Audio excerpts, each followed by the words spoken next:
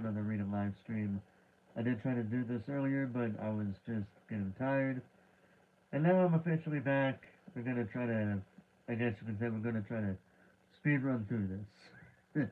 Gonna see how this goes. Probably not gonna go very well, but we're gonna try. And if it doesn't go well, then we always got tomorrow and then the day after that. We always got plenty of days to try to do this reading live stream. Also, I want to point out that I do have the next episode for WCW on the universe mode set up. Um, but we'll get to that when we get to that. For right now, this is about the reading stream. And as you can tell, I will be reading The Hobbit. We are on the penultimate part of The Hobbit before the finale. I'm going to try to read, like I did earlier, I'm going to try to read chapters 13, 14, and 15. I will catch a time to read the rest of the chapters at a point where I could do so without getting too tired. So we're just going to go ahead and get right straight into it with The Hobbit by J.R.R. Tolkien. Also, I'm going to do this real quick, make sure I can see to what I can see everything. So there we go. Chapter 13. Not at Home. In the meanwhile, the dwarves sat in darkness, and utter silence fell about them. Little they ate, and little they spoke. They could not count the passing of time, and they scarcely dared to move, for the whisper of their voices echoed and rustled in the tunnel. If they dozed, they woke still to darkness and to silence going on unbroken. At last, after days and days of waiting, as it seemed, when they were becoming choked and dazed for want of air, they could bear it no longer. They would almost have welcomed sounds from below of the dragon's return. In the silence they feared some cunning devilry of his, but they could not sit there forever. Thorin spoke. "Let us try the door," he said. "I must feel the wind in my face soon or die. I think I would rather be smashed by smog in the open than suffocate in here." So several of the dwarves got up and groped back to where the door had been. But they found that the upper end of the tunnel had been shattered and blocked with broken rock. Neither key nor the magic it had once obeyed would ever open that door again. "We are trapped," they groaned. "This is the end. We shall die here." But somehow, just when the dwarves were most despairing, the Bilbo felt a strange lightening of the heart, as if a heavy weight had gone from under his waistcoat. "Come, come," he said. "While there's life, there's hope, as my father used to say, and third time pays for all. I am going down the tunnel once again. I have been that way twice, when I knew there was a dragon at the other end, so I will risk a third visit when I am no longer sure. Anyway, the only way out is down, and I think this time you had better all come with me." In desperation they agreed, and Thorin was the first to go forward by Bilbo's side. "Now do be careful," whispered the hobbit, "and as quiet as you can be. There may be no smog at the bottom, but then again there may be. Don't let us take any unnecessary risks." Down, down they went. The dwarves could not, of course, compare with the hobbit in real stealth, and they made a deal of puffing and shuffling which echoes magnified alarmingly, but though every now and again Bilbo in fear stopped and listened, not a sound stirred below. Near the bottom, as well as he could judge, Bilbo slipped on his ring and went ahead. But he did not need it. The darkness was complete, and they were all invisible, ring or no ring.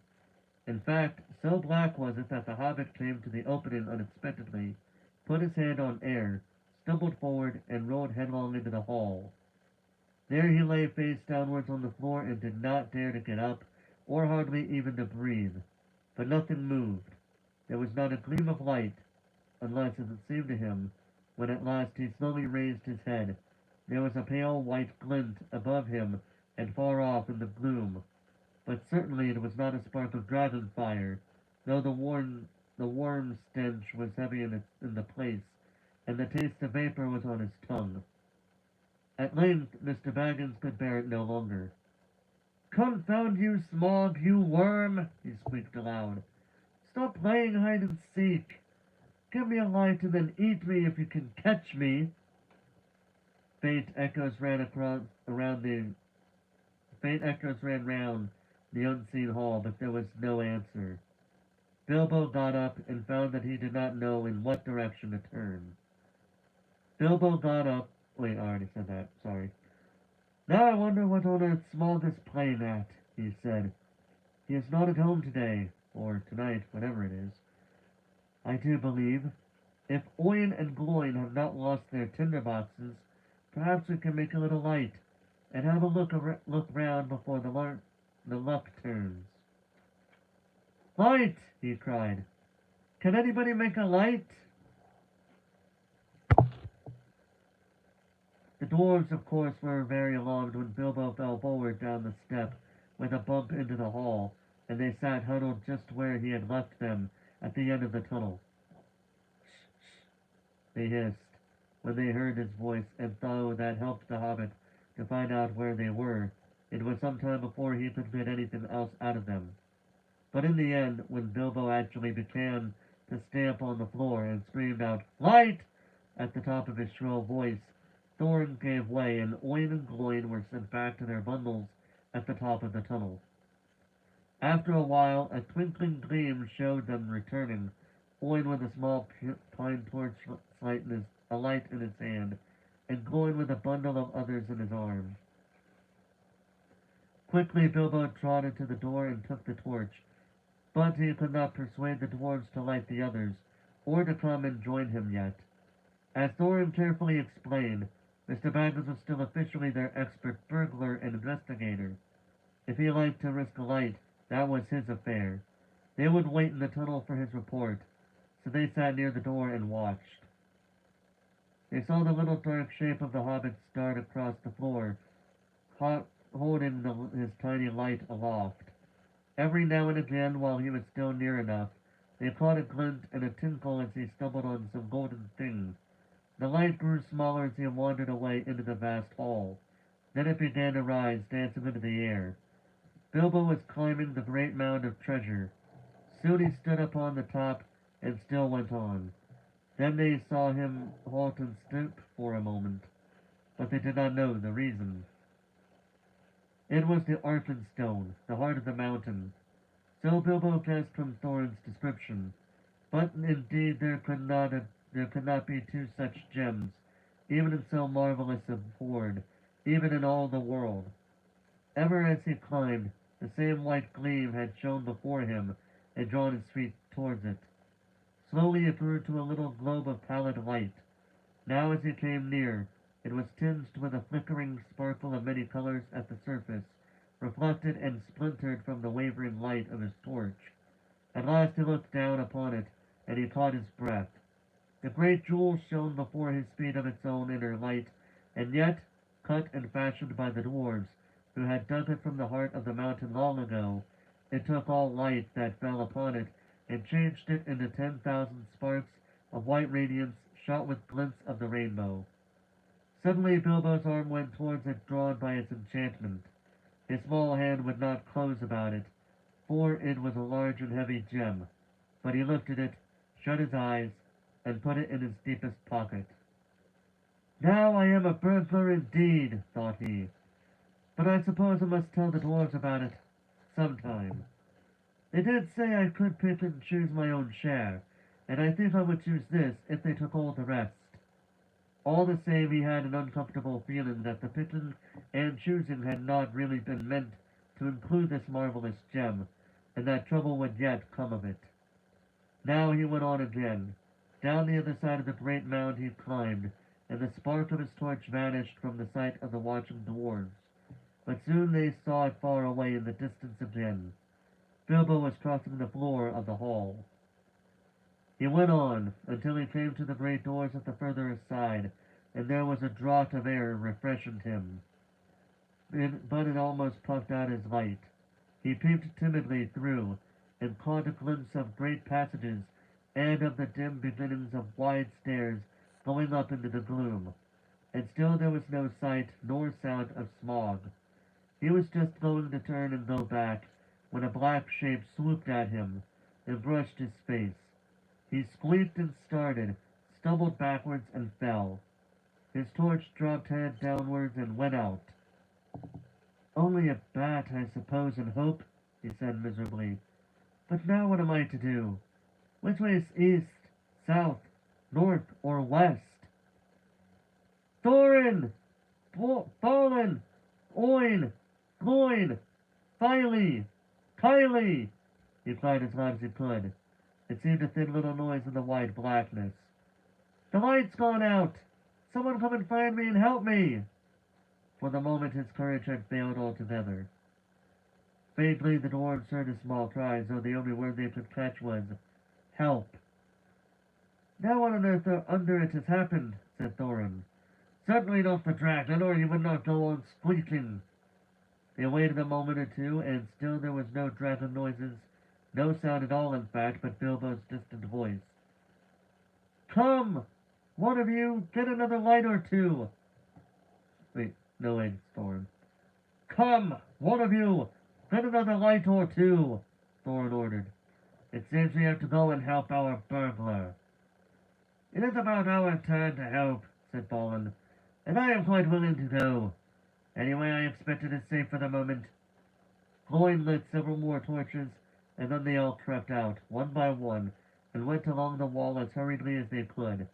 It was not long before they met Bilbo himself coming back towards them. His wits had quickly returned as soon as he saw the twinkle of their lights.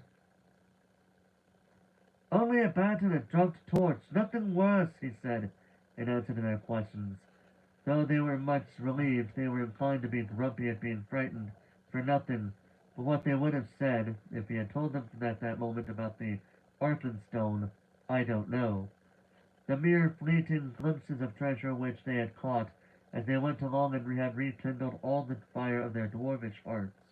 And when the heart of a dwarf, even the most respectable, is awakened by gold and by jewels, he grows suddenly bold, and he may become fierce. The dwarves indeed no longer needed any urging. All were now eager to explore the hall while they had the chance, and willing to believe that, for the present, Smog was away from home. Each now gripped a light torch, and as they gazed first on one side and then on another, they forgot fear and even caution. They spoke aloud and cried out to one another, as they lifted old treasures from the mound or from the wall and held them in the light, caressing and fingering them.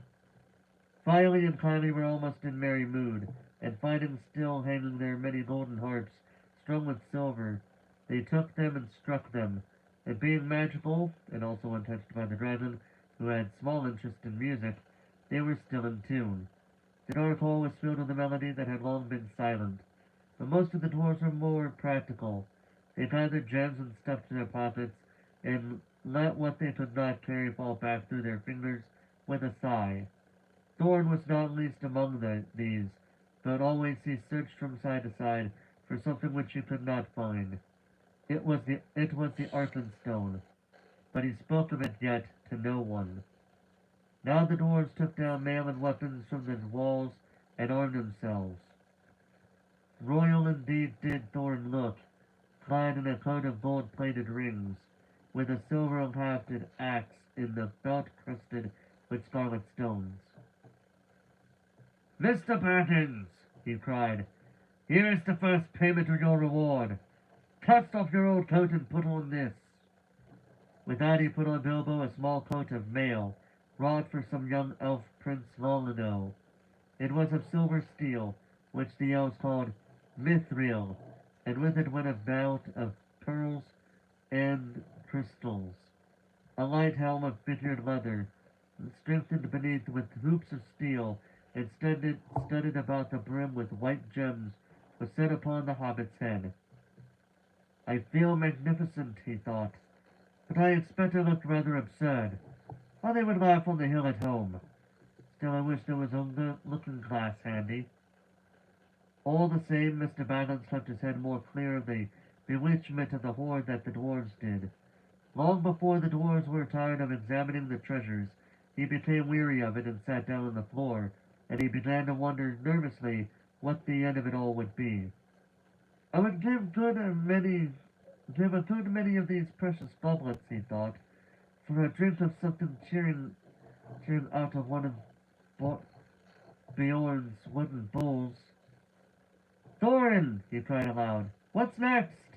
We are armed, but what good has any armor ever been before against Smog the Dreadful? His treasure's not yet won back. We are not looking for gold yet, but for a way of escape. We have tempted luck too long. You speak the truth, answered Thorin, recovering his wits. Let us go. I will guide you. Not in 1,000 years should I forget the ways of this palace. Then he held the others, and they gathered together, holding their torches above their heads. They passed through the gaping doors, not without many a backward glance of longing.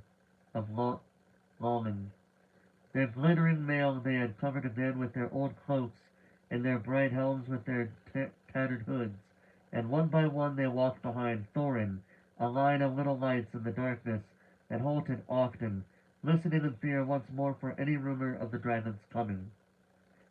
Though all the old adornments were long mouldered or destroyed, and though all was befouled and blasted with the coming and goings of the monster, Thorin knew every passage and every turn.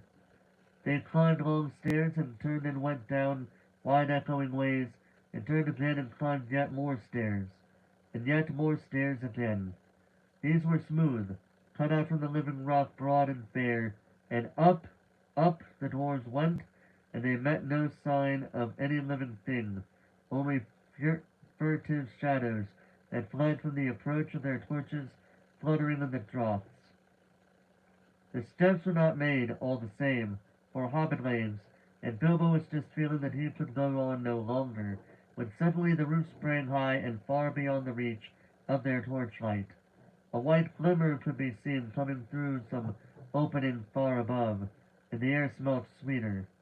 Before them light came dimly through great doors that hung twisted on their hinges and half burnt.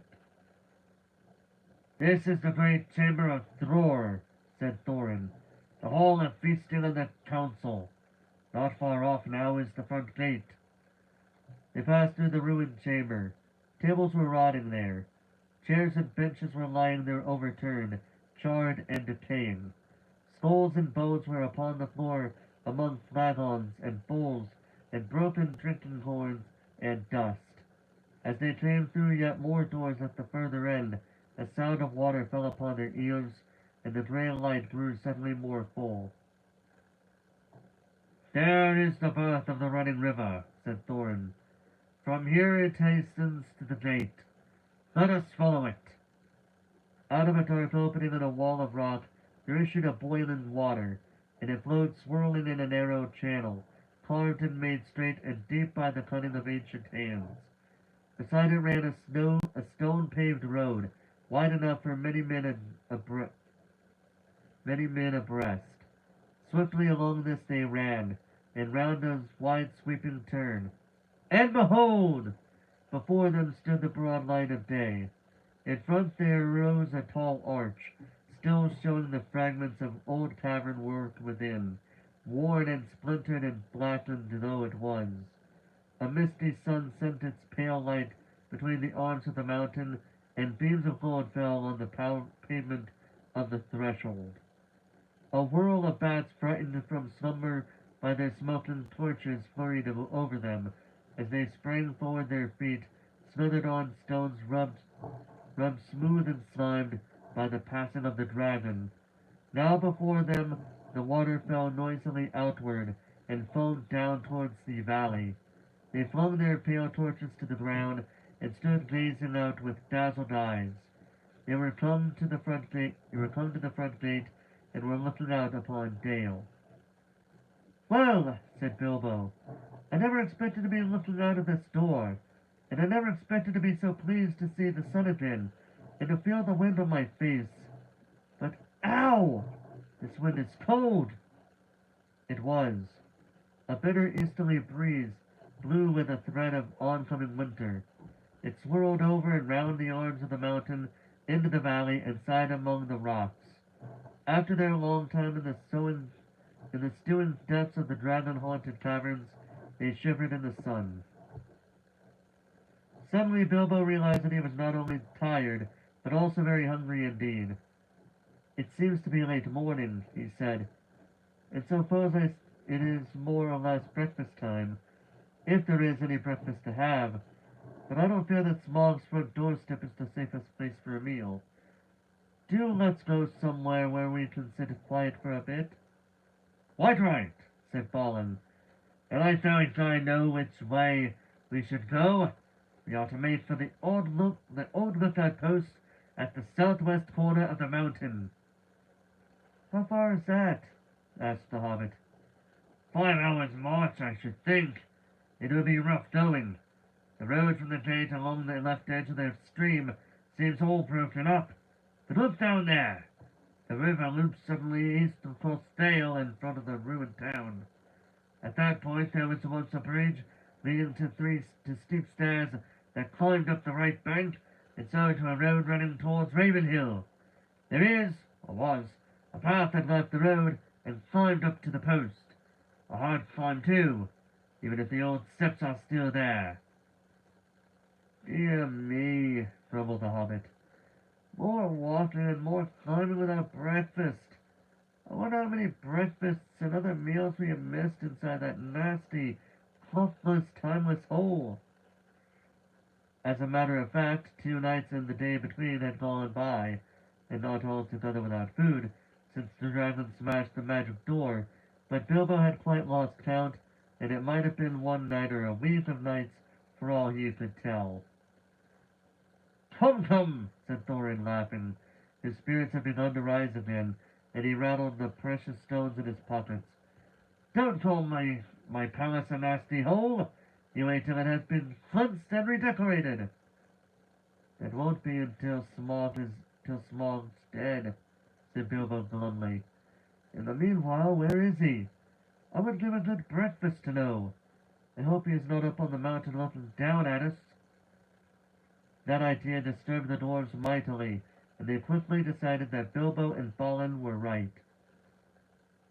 "We must move away from here," said Dori. "I feel as if his eyes were on the back of my head." "It's a cold, lonesome place," said Bombur. "They may be drunk, but I have seen no sign of food. A dragon would always be hungry in such parts." Come on," cried the others. "Let us follow Balin's path."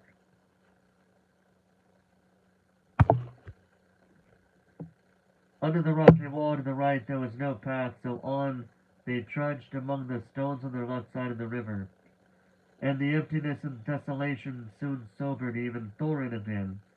The bridge that Balin had spoken of they found long fallen, and most of its stones were now only boulders in the shallow, noisy stream. But they forded the water without much difficulty and found the ancient steps and climbed the high bank. After going a short way they struck the old road, and before long came to a deep shell sheltered among the rocks. There they rested for a while and had such a breakfast as they could, chiefly cram and water. If you want to know what cram is, I can only say that I don't know the recipe, but it is biscuitish, keeps good indefinitely, and is supposed to be very sustaining, and is certainly not entertaining, being in fact very uninteresting, except as a chewing exercise. It was made by the lake men for long journeys. After that they went on again, and now the road struck westwards and left the river, and the great shoulder of the south pointing mountain spur drew even ever nearer. At length they reached the hill path. It scrambled steeply up, and they plodded down slowly one behind the other, till at last in the late afternoon they came to the top of the ridge and saw that the wintry sun going downwards to the west. Here they found a flat place without a wall on 3 sides, but backed to the north by a rocky face in which there was an opening like a door. From that door there was a wide view east and south and west. "Here," said Bullen.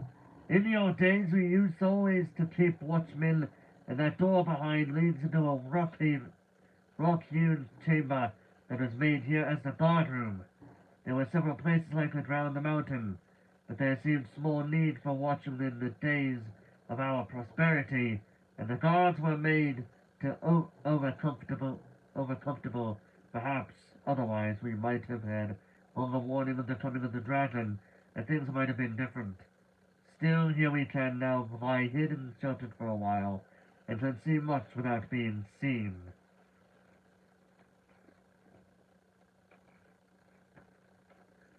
"Not much use if we have been seen coming here," said Dory, who was always looking up towards the mountain's peak, as if he expected to see Smog perched there like a bird on a steeple. "We must take our chance of that," said Thorin. "We can go no further today." "Here, here!" cried Bilbo, and flung himself on the ground. In the rock chamber there would have been room for 100, and there was a small chamber further in, more removed from the cold outside. It was quite deserted. Not even wild animals seemed to have used it in all the days of Smog's dominion. There they laid their burdens, and some threw themselves down at once and slept, but the others sat near the outer door and discussed their plans. In all their talk they came perpetually back to one thing. Where was Smog? They looked west and there was nothing, and east there was nothing, and in the south there was no sign of the dragon. But there was a gathering of very many birds. At that they gazed and wondered, but they were no nearer understanding it when the first cold stars came out.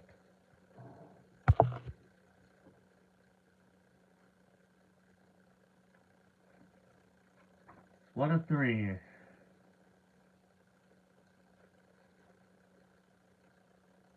Chapter 14.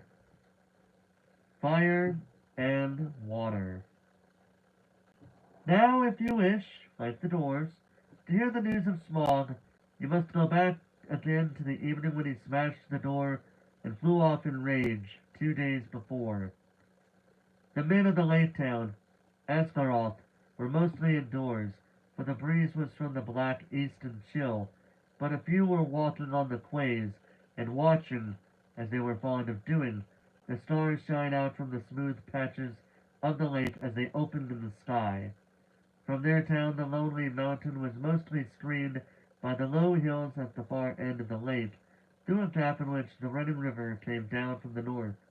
Only its high peak could they see in the clear weather, and they looked seldom at it, for it was ominous and drear even in the light of morning. Now it was lost and gone, blotted in the dark. Suddenly it flickered back to view. A brief glow touched it and faded. "Look!" said one. "The lights again! Last night the watchman saw them start and fade from midnight until dawn. Something is happening up there." "Perhaps the king under the mountain is forging gold," said another. "It is long since he went north. It is time the songs began to prove themselves again." "What king? Which king?" said another with a grim voice. As like as not it is the marauding fire of the dragon, the only king under the mountain we have ever known. "You are always foreboding gloomy things," said the others. "Anything from floods to poisoned fish. Think of something cheerful." Then suddenly a great light appeared in a low place in the hills at the northern end of the lake and turned golden. "The king beneath the mountain!" they shouted. "His wealth is like the sun, his silver like a fountain, his rivers golden run. The river is running gold from the mountain!" they cried. And everywhere windows were opening and feet were hurrying. There was once more a tremendous excitement and enthusiasm, but the grim-voiced fellow ran hotfoot to the master. "The dragon is coming or I am a fool!" he cried. "Cut the bridges! To arms! To arms!" Then warning trumpets were suddenly sounded, and echoed along the rocky shores. The cheering stopped, and the joy was turned to dread. So it was that the dragon did not find them quite unprepared. Before long, so great was his speed, they could see him as a spark of fire, rushing towards them and growing ever huger and more bright, and not the most foolish doubted that the prophecies had gone rather wrong. So they had a little time. Every vessel in the town was filled with water, every warrior was armed, every arrow and dart was ready, and the bridge to the land was thrown down and destroyed, before the roar of Smaug's terrible approach grew loud, and the lake rippled red as fire beneath the awful beating of his wings. Amid shrieks and wailing and the shouts of men he came over them, swept towards the bridges and was foiled. The bridge was gone, and his enemies were on an island in deep water, too deep and dark and cool for his liking. If he plunged into it, a vapor and a steam would arise enough to cover all the land with a mist for days. But the lake was mightier than he. It would quench him before he could pass through. Roaring, he swept back over the town. A hail of dark arrows leaped up and snapped and rattled on his sails and jewels, and their shafts fell back, kindled by his breath burning and hissing into the lake. No fireworks you ever imagined equaled the sights that night. As the twinkling of the bows and the shrilling of the trumpets, the dragon's wrath blazed to its height, till he was blind and mad with it. No one had dared to give battle to him for many an age, nor would they have dared now, if it had not been for the grim-voiced man, Bard was his name, who ran to and fro, cheering on the archers, and urging the master to order them to fight to the last arrow. Fire leaped from the dragon's jaws. He circled for a while, high in the air above them, lighting all the lake. The trees by the shores shone like copper, and light blood with leaping shadows of dense black at their feet. Then down he swooped straight through the arrow storm, reckless in his rage, taking no heed to turn his scaly sides towards his foes, seeking only to set their own town ablaze. Fire leaped from thatched roofs and wooden beam ends as he hurtled down and passed and round again, though all had been drenched with water before he came. Once more water was flung by 100 hands wherever a spark appeared. Back swirled the dragon. A sweep of his tail and the roof of the great house crumbled and smashed down. Flames unquenchable sprang high into the night. Another swoop and another house, and then another sprang of fire and fell, and still no arrow hindered Smaug or hurt him more than a fly from the marshes. Already men were jumping under the water on every side. Women and children were being huddled into laden boats in the market pool. Weapons were flung down. There was mourning and weeping where but a little time ago the old songs of mirth to come had been sung about the dwarves. Now men cursed their names. The master himself was turning to his great gilded boat, hoping to row away in the confusion and save himself. Soon all the town would be deserted and burned down to the surface of the lake. That was the dragon's hope. They could all get into boats for all he cared. Then he could have fire spurt hurting them, could have fine sport hunting them, or they could stop till they starved. Let them try to get to land, and he would be ready. Soon he would set all the shoreland woods ablaze, and with their every field and pasture. Just now he was enjoying the sport of town baiting more than he had enjoyed anything for years. But there was still a company of archers that held their ground among the burning houses. Their captain was Bard, grim-voiced and grim-faced, whose friends had accused him of prophesying the floods and poisoned fish, though they knew his worth and courage. He was a descendant in a long line of Gerium. I had to think about how to name that. Sorry. Ger- Gerium, Lord of Dale, whose wife and child had escaped down the running river from their ruin long ago. Now he shot with a great yew bow, till all his arrows but one were spent. The flames were near him. His companions were leaving him. He bent his bow for the last time. Suddenly, out of the dark, something fluttered to his shoulder. He started, but it was only an old thrush. Unafraid, it perched by his ear and brought him news. Marveling, he found he could understand its tongue, for he was of the race of Dale. Wait, wait, it said to him. The moon is rising. Look for the hollow in the left breast as he flies and turns above you. And while Bard paused in wonder, it told him of tidings up in the mountain and of all that it had heard. Then Bard drew his bow string to his ear. The dragon was circling back, flying low, and as he came the moon rose above the eastern shore and silvered his great wings. Arrow! Said the bowman. Black Arrow! I have saved you to the last. You have never failed me, and always I have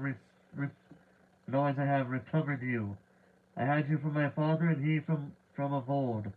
If ever you came from the forges of the true king under the mountain, go now and speed well. The dragon swooped it once more lower than ever, and as he turned and dived down, his belly glinted white with sparkling fires of gems in the moon, but not in one place. The great bow twanged. The black arrow sped straight from the string, straight for the hollow by the left breast, where the foreleg was flung wide. In it smote and vanished barb, shaft and feather, so fierce was its flight. With a shriek that deafened men, felled trees and split stone, smog shot spouting into the air, turned over and crashed down from on high in ruin. Full on the town he fell. His last throw splintered it in sparks and glades. The lake roared in. A vast steam leaped up, while in the sudden dark under the moon, there was a hiss, a gushing whirl, and then silence. And that was the end of Smog in Esgaroth, but not of Bard. The waxing moon rose higher and higher, and the wind grew loud and cold. It twisted the white fog into bending pillars and hurrying clouds and drove it off to the west to scatter in tattered shreds over the marshes before Mirkwood. Then the many boats could be seen dotted dark on the surface of the lake, and down the wind came the voices of the people of Esgaroth, lamenting their lost town and goods and ruined houses. But they had really much to be thankful for, had they thought of it, though it could hardly be expected that they should just then. 3/4 of the people of the town had at least escaped alive. Their woods and fields and pastures and cattle and most of their boats remained undamaged, and the dragon was dead. What that meant they had not yet realized. They gathered in mournful crowds upon the western shores, shivering in the cold wind, and their first complaints and anger were against the master, who had left the town so soon, while some were still willing to defend it.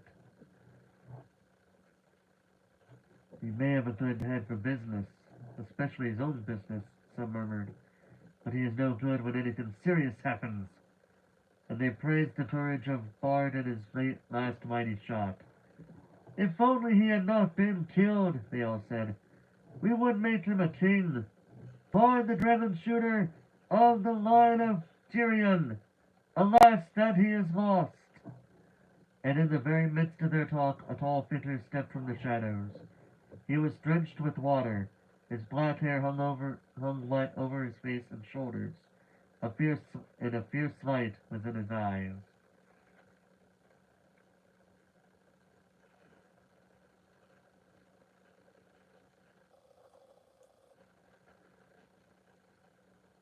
Bard is not lost, he cried. He died from Astaroth when the enemy was slain. I am Bard, of the line of Girion. I am the slayer of the dragon. King Bard! King Bard! They shouted, but the master ground his chattering teeth. Girion was lord of Dale, not king of Astaroth, he said. In the Lake Town we have always elected masters from among the old and wise, and have not endured the rule of more fighting men. Let King Bard go back to his own kingdom. Dale is now freed by his valor, and nothing hinders his return. And any that wish can go with him, if they prefer the cold stones under the shadow of the mountain to the green shores of the lake. The wise will stay here and hope to rebuild our town and enjoy again in time its peace and riches. We will have King Bard, the people near at hand shouted in reply.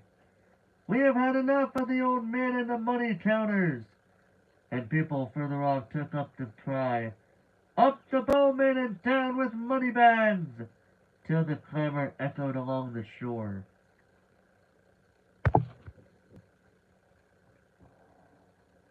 I am the last man to undervalue Bard the bowman, said the master wearily, for Bard now stood close beside him.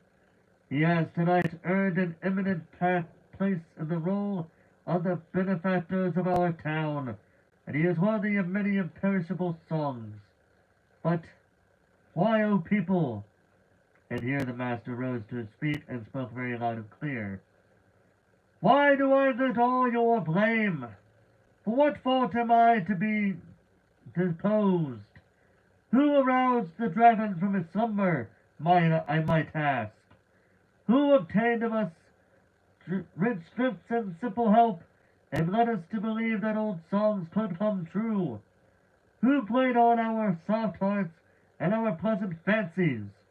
What sort of gold have they sent down the river to reward us? Dragon fire and ruin! From whom should we claim the recompense of our damage and aid for our widows and orphans? As you see, the master had not got his position for nothing. The result of his words was that for the moment the people quite forgot their idea of a new king, and turned their angry thoughts towards Thorin and his company. Loud and bitter words were shouted from many sides, and some of those who had before sung the old songs loudest were now heard as loudly crying that the dwarves had stirred the dragon up against them deliberately.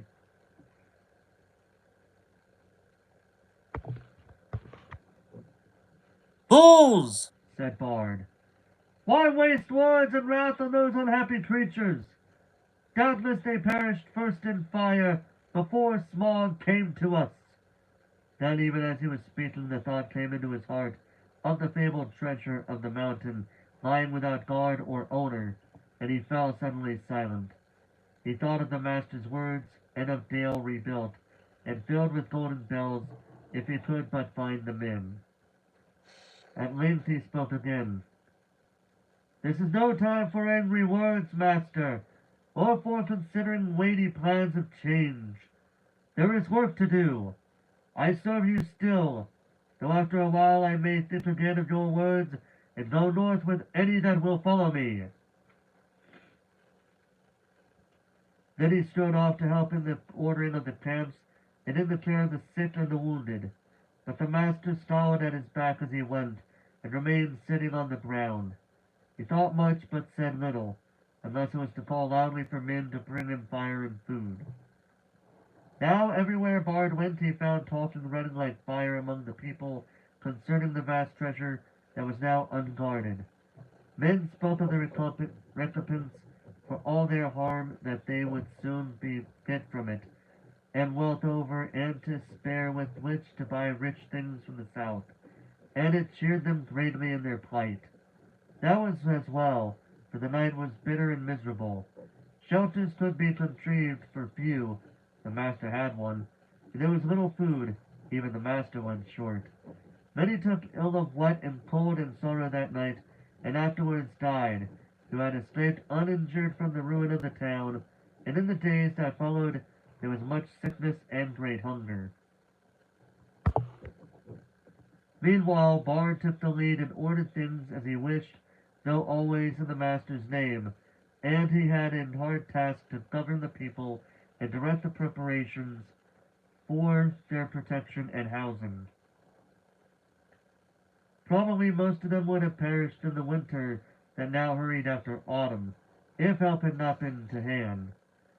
But help came swiftly, for Bard at once had speedy messengers sent up the river to the forest to ask the aid of the king of the elves of the wood, and these messengers had found a host already on the move, although it was then only the third day after the fall of Smog. The elven king had received news from his own messengers, and from the birds that loved his folk, and already knew much of what had happened.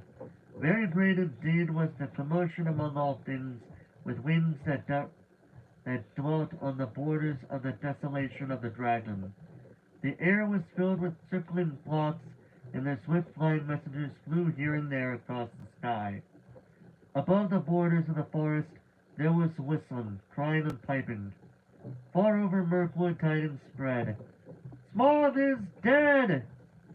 Leaves rustled and startled ears were lifted. Even before the elven king rode forth, the news had passed west right to the pine woods of the Misty Mountains. Bjorn had heard it in his wooden house, and the goblins were at council in their caves. That will be the last we shall hear of Thorin Oakenshield, I fear, said the king. He would have done better to have remained my guest. It is an ill wind all the same, he added, that blows no one any good, for he too had not forgotten the legend of the Walk of Thror.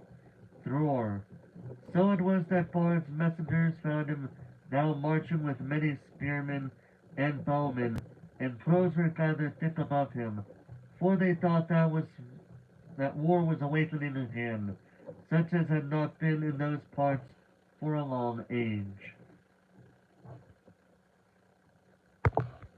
You guys know where this is going. If you read the story or you've watched the Hobbit movies, you kind of see where this is going. But the king, when he received the prayers of Bard, had pity, for he was the lord of a good and kindly people. So turning his march, which had at first been direct towards the mountain, he hastened now down the river to the long lake. He had not boats or rafts enough for his host, and they were forced to go the slower way by foot. A great store of goods he sent ahead by water. Still, elves were light-footed, and though they were not in these days much used to the marches and the treacherous lands between the forest and the lake, their going was swift. Only 5 days after the death of the dragon, they came upon the shores and looked on the ruins of the town. Their welcome was good, as may be expected, and the men and their master were ready to make any bargain for the future in return for the elven king's aid. Their plans were soon made. With the women and the children, the old and the unfit, the master remained behind, and with him were some men of crafts and many skilled elves, and they busied themselves felling trees and collecting the timber sent down from the forest. Then they set about raising many huts by the shore against the oncoming winter, and also under the master's direction they began the planning of a new town, designed far more fair and large even than before, but not in the same place. They removed northward higher up the shore, for ever after they had a dread of the water where the dragon lay. He would never again return to his golden bed, but was stretched cold as stone, twisted upon the floor of the shallows. There for ages his huge bones would be seen in calm weather amid the ruined piles of the old town. But few dared to cross the cursed spot, and none dared to dive into the shivering water or recover the precious stones that fell from his rotting carcass. But all the men of arms who were still able, and the most of the elven king's array, got ready to march north to the mountain. It was thus that in 11 days from the ruin of the town, the head of their host passed the rock gates at the end of the lake and came into the desolate lands.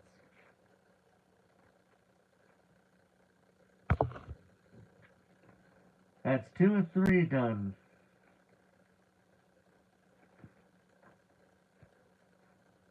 Chapter 15. The Gathering of the Clouds. Now we will return to Bilbo and the dwarves. All night one of them had watched, but when morning came they had not heard or seen any sign of danger. But even more thickly the birds were gathering. Their companies came flying from the south, and the crows that still lived about the mountain were wheeling and crying unceasingly above. "Something strange is happening," said Thorin. "The time is gone for the autumn wanderings, and there are birds that dwell always in the land. There are starlings and flocks of finches, and far off there are many carrion birds, as if a battle were afoot." Suddenly Bilbo pointed. "There is that old thrush again!" he cried. He seems to have escaped when Smaug smashed the mountainside. But I don't suppose the snails have."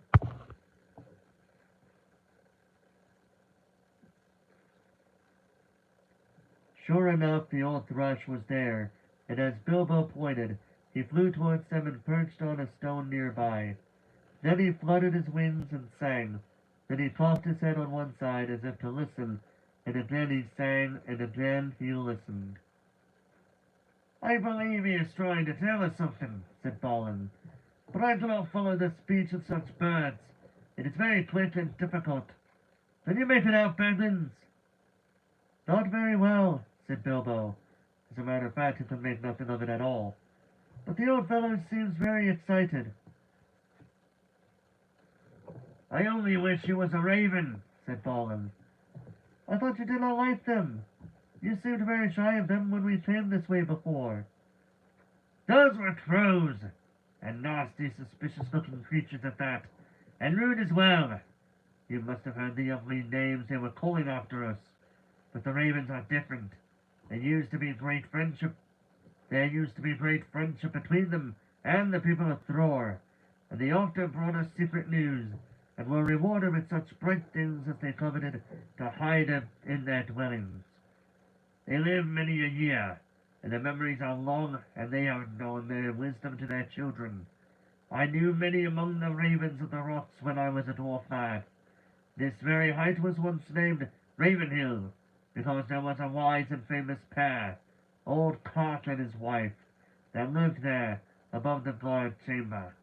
But I don't suppose any of that ancient breedlings are here now." No sooner had he finished speaking than the old thrush gave a loud call and immediately flew away. "We may not understand." Okay. "We may not understand him, but that old bird understands us, I am sure," said Balin. "Keep watch now and see what happens." Before long there was a fluttering of wings, and back came the thrush, and with him came a most decrepit old bird. He was getting blind. He could hardly fly, and the top of his head was bald. He was an aged raven of great size. He alighted stiffly on the ground before them, slowly flapping his wings, and bobbed towards Thorin. "O Thorin, son of Thrain, and Balin, son of Fundon," he croaked, and Bilbo could understand what he said, for he used ordinary language and not bird speech. "I am Rorak, son of Cark. Cark is dead, but he was well known to you once.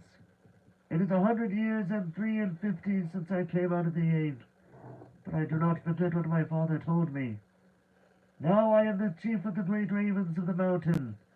We are few, but we remember still the king that was of old. Most of my people are abroad, but there are great tidings in the south. Some are tidings of joy to you, and some you will not think so good. Behold!" The birds are gathering back again to the mountain and to hail from south and east and west, for word has gone that Smog is dead. Dead! Dead! Shouted the dwarves. Dead! Then we have been in needless fear, and the treasure is ours! They all sprang up and began to caper about him for joy. Yes, dead, said Rourke. The thrush the thrush may his feathers never fall, saw him die, and we may trust his words. He saw him fall in battle with the men of Asgaroth, the third night back from now at the rising of the moon. It was some time before Thorin could bring the dwarves to be silent and listen to the raven's news. At length, when he had told all the tale of the battle, he went on. So much for joy, Thorin, Oakenshield. You may go back to your halls in safety. All the treasure is yours, for the moment. But many are gathering hither beside the birds. The news of the death of the Guardian has already gone far and wide, and the legend of the wealth of Thror has not lost in the telling nearly during many years. Many are eager for a share of the spoil. Already a host of the elves is on the way, and carrion birds are with them hoping for battle and slaughter. By the lake men murmur that their sorrows are due to the dwarves, for they are homeless and many have died, and Smog has destroyed their town. They do think to find amends from your treasure, whether you are alive or dead. Your own wisdom must decide your course, but 13 is small remnant of the great folk of Durin that once dwelt here, and now are scattered far. If you will listen to my counsel, you will not trust the master of the lake men, but rather him that shot the dragon with his bow. Bard is he, of the race of Dale, of the line of Girion. He is a grim man, but true. We would see peace once more among dwarves and men and elves after the long desolation, but it may cost you dear in gold. I have spoken.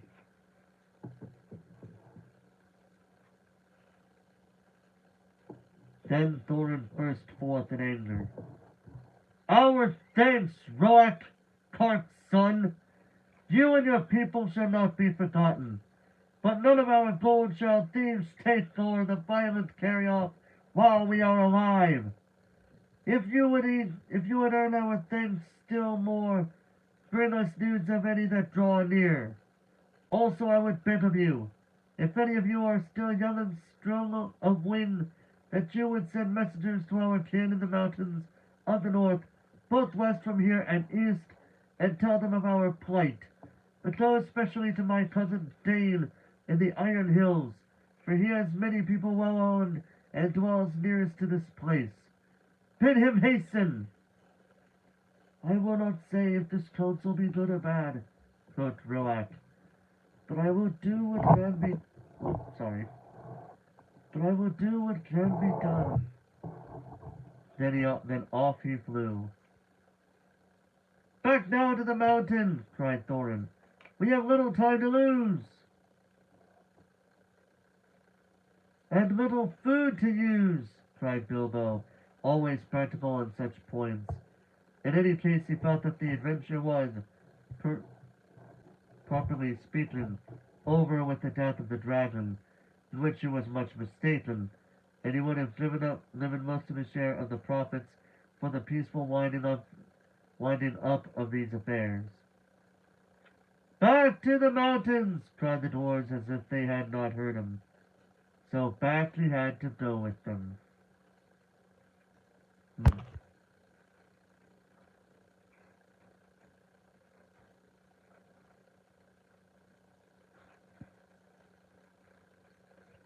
As you have heard some of the events already, you will see that the dwarves still had some days before them. They explored the caverns once more, and found, as they expected, that only the front gate remained open. All the other gates, except of course the small secret door, had long ago been broken and blocked by Smog, and no sign of them remained. So now they began to labor hard in fortifying the main entrance and in making a new path that led from it. Tools were to be found in plenty that the miners and quarriers and builders of old had used, and at such work the dwarves were still very skilled. As they worked, the ravens brought them constant tidings. In this way they learned that the elven king had turned aside to the lake, and they still had a breathing space. Better still, they heard that 3 of their ponies had escaped and were wandering wild far down the banks of the running river, not far from where the rest of their stores had been left. So while the others went on with their work, Filey and Kylie were sent, guided by a raven, to find the ponies and bring back all they could. They were 4 days gone, and by that time they knew that the joined armies of the lake men and the elves were hurrying toward the mountains. But now their hopes were higher, for they had food for some weeks with care, chiefly cram, of course, and they were very tired of it, but cram is much better than nothing. And already the grate was blocked with a wall of squared stones laid dry, but very thick and high, across the opening. There were holes in the wall through which they could see, or shoot, but no entrance. They climbed in or out with ladders, and hauled stuff up with ropes. For the issuing of the stream they had contrived a small low arch under the new wall. But near the entrance they had so altered the narrow bed that a wide pool stretched from the mountain wall to the head of the fall, over which the stream went towards Dale. Approach to the glade was now only possible, without swimming, along a narrow ledge of the cliff, to the right as one looked outwards from the wall. The ponies they had brought only to the head of the steps above the old bridge, and unloading them there had bidden them return to their masters, and sent them back riderless to the south.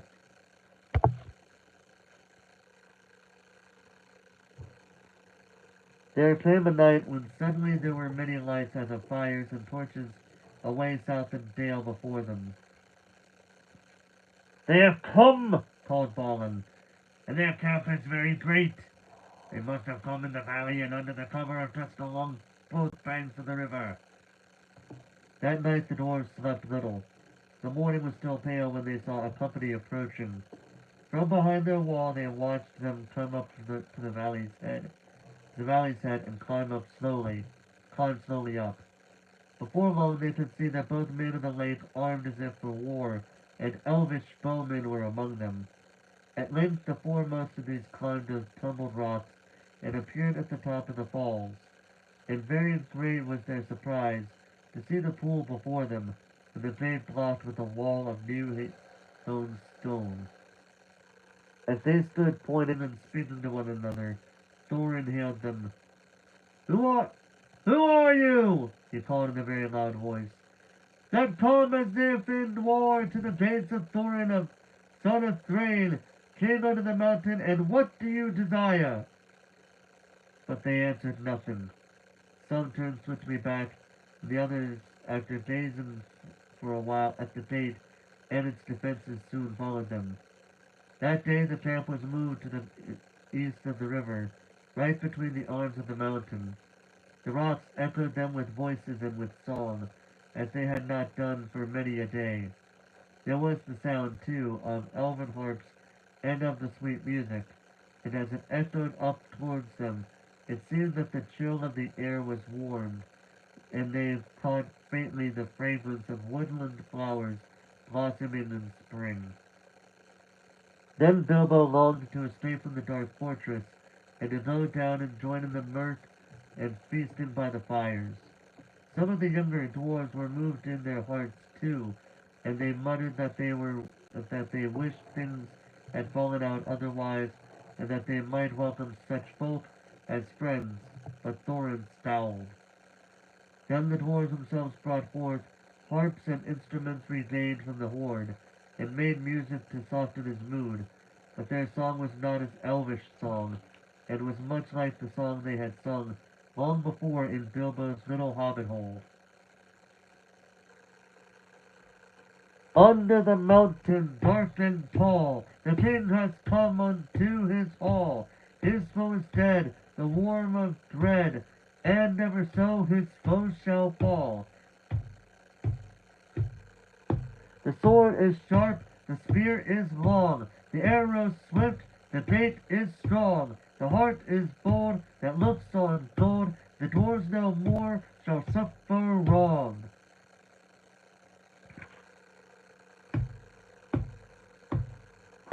The dwarves of Jor made mighty spells, while hammers fell like ringing bells. In places deep where dark things sleep, in hollow halls beneath the falls. On silver necklaces they strung, the light of stars on crowns they hung. The dragon fire from wasted wire. Hold on, I fucked up. Let me do that verse again. From the top. On silver necklaces they strung, the light of stars on crowns they hung. The dragon fire from twisted wire, the melody of harps they rung. The mountain throne once more is freed. Oh, wandering folk, the summons heed.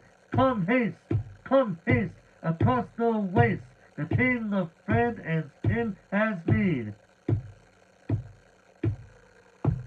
Now calls we over mountains old, come back unto the caverns old. Here at the gates the king awaits, his hands are rich with gems and gold. The king is come unto his hall, under the mountain dark and tall. The worm of dread is slain and dead, and ever so our foe shall fall. Could have been better, but it'll do. The song appeared to please Thorin, and he smiled again, and grew merry, as he began reckoning the distance to the Iron Hills, and how long it will be before Dain could reach the lonely mountain, if he had set out as soon as the message reached him. But Bilbo's heart fell, both at the song and the talk. It sounded much too warlike. The next morning, early, a company of spearmen was seen crossing the river and marching up the valley. They bore with them the green banner of the Elven King and the blue banner of the lake, and they advanced until they stood right before the wall at the gate. Again Thorin hailed them in a loud voice. Who are you that come armed for war to the gates of Thorin, son of Thrain, king under the mountain? This time he was answered. A tall man stood forward, dark of hair and grim of face, and he cried, Hail, Thorin! Why do you fence yourself like a robber in this hold? We are not yet foes, and we rejoice that you are alive beyond our hope. We came expecting to find none living here, yet now that we are met, there is matter for a parley and a council. Who are you, and what would you parley? I am Bard, and by my hand was the dragon slain and your treasures delivered. Is that not a matter that concerns you? Moreover, I am by right descent the heir of Tyrion of Dale, and in your hoard is mingled much of the wealth of his halls and towns, which of old Smaug stole. Is not that a matter of which we may speak? Further, in his last battle, Smaug destroyed the dwellings of the men of Esgaroth, and I am yet the servant of their master. I would speak for him, and ask whether you had no thought for the sorrow and misery of his people. They aided you in your distress, and in recompense you have thus far brought ruin only, though doubtless undesigned. Now these were fair words and true, if profanely and grimly spoken, and Bilbo thought that Thorin would at once admit what justice was in them. He did not, of course, expect that anyone would remember that it was he who discovered all by himself the dragon's weak spot, and that was just as well, for no one ever did. But also he did not reckon with the power that gold has upon the which a dragon has long brooded, nor with dwarfish hearts. Long hours in the past days Thorin had spent in the treasury, and the lust of it was heavy on him. Though he had hunted chiefly for the Arkenstone, yet he had an eye for many another wonderful thing that was lying there, about which were wound old memories of the labors and the sorrows of his race. What time is it? Oh shit! I need to hurry up. Thankfully, I'm almost done here. You put your worst cause last in the chief's place. The chief place, Thorin answered. Sorry, I'm fixing my page. To the treasure of my people no man has a claim, because Smaug, who stole it from us, also robbed him of life or home. The treasure was not his, that his evil deeds should be amended with a share of it. The price of the goods and the assistance that we received of the late men we will fairly pay in due time. But nothing we will give, not even a loaf's worth, under threat of force. While an armed host lies, while an armed host lies before our doors, we look on you as foes and thieves. It is in my mind to ask what share of their inheritance you would have paid to our kindred had you found this torn unguarded and us slain. A just question, replied Bard. But you are not dead, and we are not robbers. Moreover, the wealthy may have pity beyond right on the needy that befriended them when they were in want, and still my other claims remain unanswered. I will not parley as I have said, with armed men at my gate, nor at all with the people of the Elven King, whom I remember with small kindness. In this debate they have no place. Begone now, ere our arrows fly. And if you would speak with me again, first dismiss the elvish host to the woods, where it belongs, and then return, laying down your arms before you approach the threshold. The Elven King is my friend, and he has succored the people of the lake in their need, though they had no claim but friendship on him, answered Bard. We will give you time to repent your words. Gather your wisdom ere we return. Then he departed and went back to the camp. Ere many hours were past, the banner bearers returned, and trumpeters stood forth and blew a blast.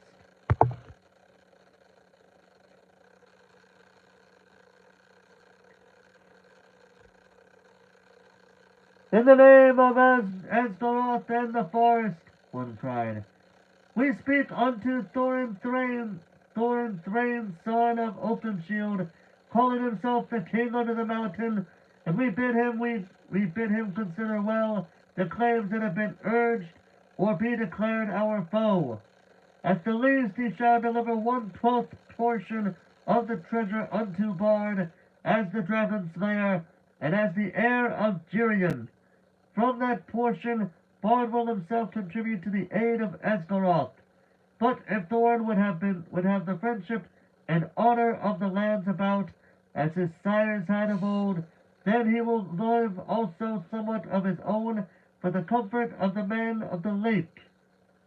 Then Thorin seized a bow of horn and shot an arrow at the speaker. It smote into his shield and struck there quivering. Since such is your answer, he called in return, I declare the mountain besieged. You shall not depart from it until you call on your side for a truce and a parley. We will bear no weapons against you, but we leave you to your gold. You may eat that, if you will. With that the messengers departed swiftly, and the dwarfs were left to consider their case. So grim had Thorin become, that even if they had wished, the others would not have dared to find fault with him. But indeed most of them seemed to share his mind, except perhaps old fat Bombur and Filey and Kiley. Bilbo, of course, disapproved of the whole turn of affairs. He had by now had more than enough of the mountain, and being besieged inside it was not at all to his taste. The whole place stinks of dragon, he grumbled to himself, and it makes me sick. And cram is beginning simply to stick in my throat.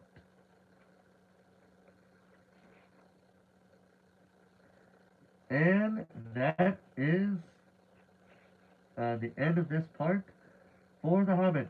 Next time, I'll be reading chapter 16. Let's see here. Chapter 16, A Thief in the Night. Chapter 17, The Clouds Burst. Chapter 18, The Return Journey. And Chapter 19, The Last Stage.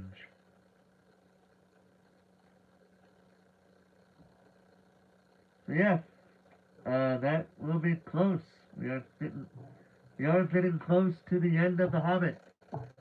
Next, the next time I read it will indeed be the end of the book, no matter what happens.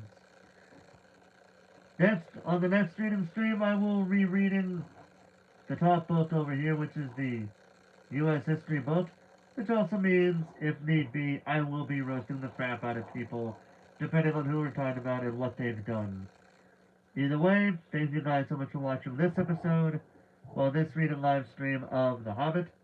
Hope you guys enjoyed, and until next time, ladies and gentlemen, this is Forrest Walpole, signing off.